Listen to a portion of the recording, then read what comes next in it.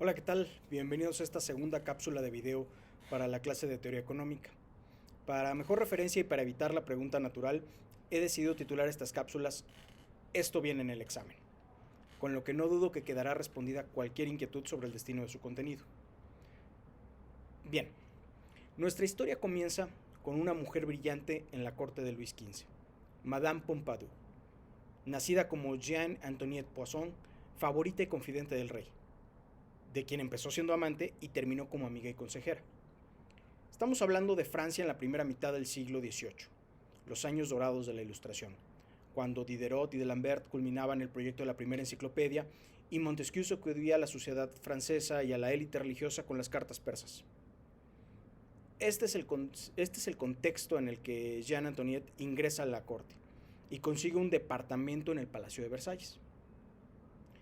Pero la inteligencia de Jeanne demandaba más que simplemente ser una cortesana de palacio. Con el favor de Luis XV y su propio talento, se fue acercando a los enciclopedistas y a otros pensadores de la Ilustración, incluyendo al médico personal del rey, François Quesnay. Y esa es la siguiente parada de nuestra historia. Además de ser médico del rey, Monsieur Quesnay lideraba un grupo de pensadores económicos que eran llamados fisiócratas, porque estaban convencidos de que existía una ley natural que regía el buen funcionamiento del sistema económico sin necesidad de intervención del Estado. Crearon una de las primeras gráficas que relacionaba el ciclo económico agrario y sus efectos, llamada el Tableau économique, que aunque se veía más o menos así, era percibido por la gente como este meme. En fin, que los fisiócratas creían en la ley natural detrás de la economía y tenían incluso un lema que sería famoso: laissez-faire, dejar hacer. Las escuelas de pensamiento difícilmente nacen en el vacío, y este convencimiento en la ley natural y la preponderancia de la producción agrícola por parte de los fisiócratas era una reacción a las políticas mercantilistas que habían privado en Francia durante el reinado del predecesor de Luis XV, Luis XIV. La política de Luis XIV restringió la exportación de productos agrícolas y mantuvo los precios bajos en el mercado doméstico. Este es un buen momento para hacer un paréntesis y recordar la diferencia entre importación y exportación. Una importación es básicamente todo bien o servicio que un país, llamado importador, compra a otro país, el exportador, para su utilización. La idea es adquirir productos que hay en el extranjero que no encontramos en nuestro territorio, o en el caso de que los haya, los precios sean superiores en el país extranjero. En sentido opuesto, una exportación es todo bien o servicio que el país productor o emisor envía como mercancía a un tercero, para su compra o utilización.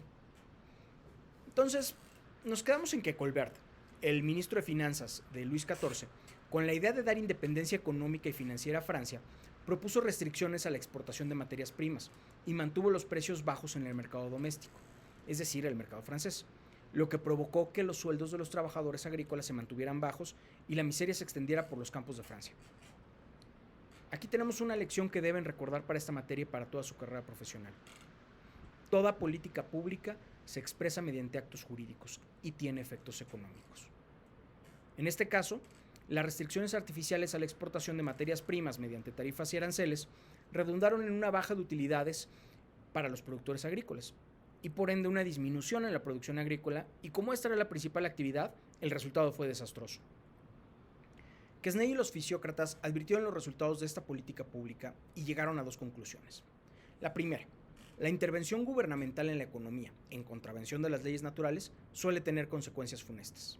Segunda: la agricultura resulta de radical importancia en el crecimiento y prosperidad de un país.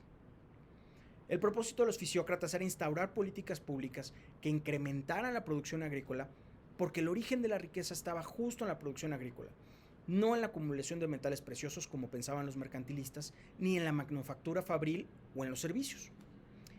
Quesnay era el rostro y líder de este movimiento. Madame Pompadour era su principal apoyo. Eventualmente vieron coronado su esfuerzo cuando ascendió como ministro de Finanzas uno de los discípulos favoritos de Quesnay, Henri Robert Turgot. Fue una victoria breve, pues apenas unos años después estallaría la Revolución Francesa. Pero antes de eso, mucho antes, alguien observaba a los fisiócratas y tomaba notas. Coincidían que era la producción y no la acumulación de oro el secreto de la riqueza de las naciones. Pero enfocarse solo en la producción agrícola dejaba de lado que se estaban logrando grandes avances en la invención de máquinas para incrementar la producción. Los fisiócratas pasaban por alto la posibilidad de una revolución industrial.